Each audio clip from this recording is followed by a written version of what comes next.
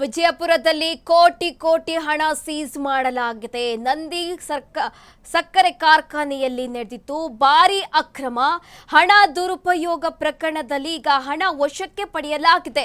ಬರೋಬ್ಬರಿ 11.32 ಕೋಟಿಗೂ ಹೆಚ್ಚು ಹಣ ಸೀಸ್ ಮಾಡಲಾಗಿದೆ. ನಂದಿ ಸಕ್ಕರೆ ಕಾರ್ಖಾನೆಯಲ್ಲಿ ಭಾರಿ ಅಕ್ರಮ ನಡೆದಿತ್ತು. ಹಣ ದುರುಪಯೋಗ ಪ್ರಕರಣದಲ್ಲಿ ಇದೀಗ ಹಣ ವಶಕ್ಕೆ ಪಡೆಯಲಾಗಿದೆ. ಬರೋಬ್ಬರಿ 11.32 ಕೋಟಿಗೂ ಹೆಚ್ಚು ಹಣ ಸೀಸ್ ಮಾಡಲಾಗಿದೆ. ಬಬಲೇಶ್ವರ ಪೊಲೀಸರು ಇಲ್ಲಿ ಭರ್ಜರಿ ಕಾರ್ಯಾಚರಣೆ ನಡೆಸಿದ್ದಾರೆ. 8 ಆರೋಪಿಗಳ ಬಂಧನ, 11.32 ಕೋಟಿ ವಶಕ್ಕೆ ಪಡೆದಿದೆ. ಖಾಕಿ ಇಲ್ಲಿ ನಕಲಿ ಟೋಕನ್ ಮತ್ತು ಬೋಗಸ್ ಬಿಲ್ ಸೃಷ್ಟಿಸಿ ವಂಚನೆ ಮಾಡ್ತಾ ಇದ್ರು. 91 ವಿವಿಧ ಬ್ಯಾಂಕ್ ಖಾತೆಗಳಿಗೆ ಹಣ ವರ್ಗಾಯಿಸಿ ಮೋಸ ಮಾಡಿದ್ರು. ಅಶೋಕ್ ತಿಪ್ಪಾರೆಡ್ಡಿ ದೂರಿನ ಮೇರೆಗೆ ಪ್ರಕರಣ ಕೂಡ ದಾಖಲಾಗಿತ್ತು. ವಿಜಯಪುರ ಎಸ್ಪಿ ಲಕ್ಷ್ಮಣ ಲಿಂಬರಗಿ ಅವರು ಮಾಹಿತಿ ನೀಡಿದ್ದಾರೆ. ಈ ವಿಚಾರಕ್ಕೆ ಸಂಬಂಧಪಟ್ಟಂತೆ ವಿಜಯಪುರದಲ್ಲಿ ಕೋಟಿ ಕೋಟಿ ಹಣವನ್ನು ಸೀಸ್ ಮಾಡಲಾಗಿದೆ. ನಂದಿ ಸಕ್ಕರೆ ಕಾರ್ಖಾನೆಯಲ್ಲಿ ಭಾರಿ ಅಕ್ರಮ ನಡೆದಿತ್ತು. ಇದೀಗ ಸದ್ಯ ಬರೋಬ್ಬರಿ 11.32 ಕೋಟಿಗೂ ಹೆಚ್ಚು ಹಣವನ್ನು ಸೀಸ್ ಮಾಡಲಾಗಿದೆ. ಬಬಲೇಶ್ವರ ಪೊಲೀಸರು ಭರ್ಜರಿ ಕಾರ್ಯಾಚರಣೆ ನಡೆಸಿದ್ದಾರೆ.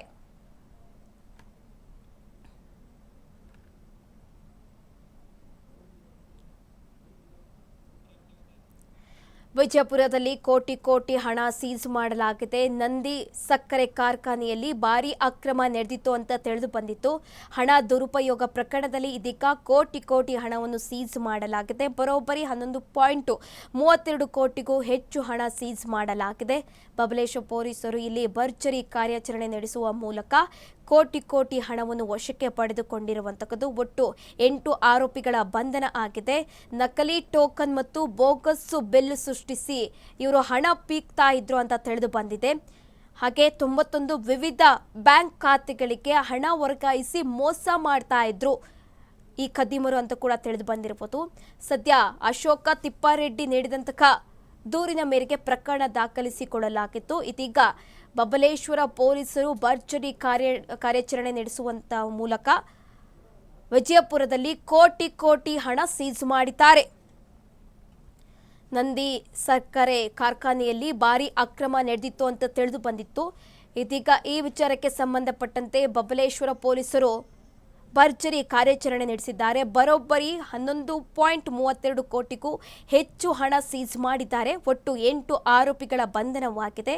ಇವರು ನಕಲಿ ಟೋಕನ್ ಮತ್ತು ಬೋಗಸ್ ಬಿಲ್ ಸೃಷ್ಟಿ ಮಾಡಿ ಹಣ ಪೀಕ್ತಾ ಇದ್ರು ಅಂತ ಕೂಡ ತಿಳಿದು ಬಂದಿತ್ತು. ಇದೀಗ ಸದ್ಯ ಅವರನ್ನು ಅರೆಸ್ಟ್ ಮಾಡಲಾಗಿದ್ದು ಕೋಟಿ ಕೋಟಿ ಹಣವನ್ನು ವಶಕ್ಕೆ ಪಡೆದಿದ್ದಾರೆ. ವ್ಯವಸ್ಥಾಪಕರು ನಂದಿ ಸಹಕಾರಿ ಸಕ್ಕರೆ ಕಾರ್ಖಾನೆ ಅವರಿಂದ ಇದನ್ನ ಕಂಪ್ಲೇಂಟ್ ಅನ್ನ ಕೊಡ್ತಾರೆ.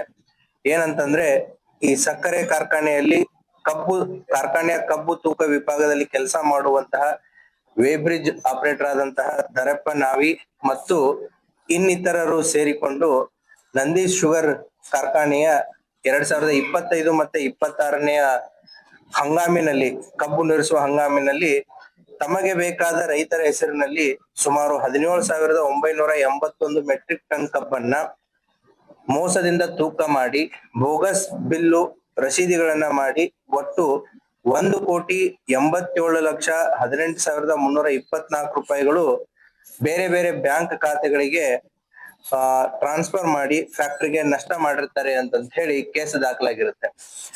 ಸೊ ಮೇಲ್ನೋಟಕ್ಕೆ ಇದು ಕೇವಲ 25-26ನೇ ಸಾಲಿನಲ್ಲಿ ಒಟ್ಟು 17,000 ಮೆಟ್ರಿಕ್ ಟನ್ ಕಬ್ಬಿಗೆ ಸಂಬಂಧಪಟ್ಟಂತೆ 1,87,00,000 ಫ್ಯಾಕ್ಟರಿಗೆ ನಷ್ಟ ಆಗಿದೆ ಅಂತ ಕಂಡು ಬಂದ್ರು ಕೂಡ ಈ ಹಿನ್ನೆಲೆಯನ್ನ ಇನ್ ಡೆಪ್ತ್ ಆಗಿ ನಾವು ಪರಿಶೀಲನೆ ಮಾಡಿದಾಗ DSP ರೂರಲ್ಲು ಮತ್ತೆ CPI ವಿಜಯಪುರ ರೂರಲ್ಲು ಮತ್ತೆ PSI ಬಬಲೇಶ್ವರು ಮತ್ತೆ ಇಲ್ಲೆಲ್ಲ ಇರುವಂತ ಕುಂದಾನಗರಿ ಬೆಳಗಾವಿಯಲ್ಲೂ ಕೂಡ ಎಸ್ಐಆರ್ ಪ್ರಕ್ರಿಯೆ ಆರಂಭವಾಗಿದೆ. 8 ಮತಕ್ಷೇತ್ರದಲ್ಲಿ ವಿಶೇಷ ಮತದಾರರ ಪಟ್ಟಿ ಪರಿಷ್ಕರಣೆಯಾಗಿದೆ. ಬೆಳಗಾವಿ ಉತ್ತರ ಮತಕ್ಷೇತ್ರದಿಂದ ಎಸ್ಐಆರ್ ಆರಂಭಿಸಿದೆ ಇಲ್ಲಿ ಪಾಲಿಕೆ.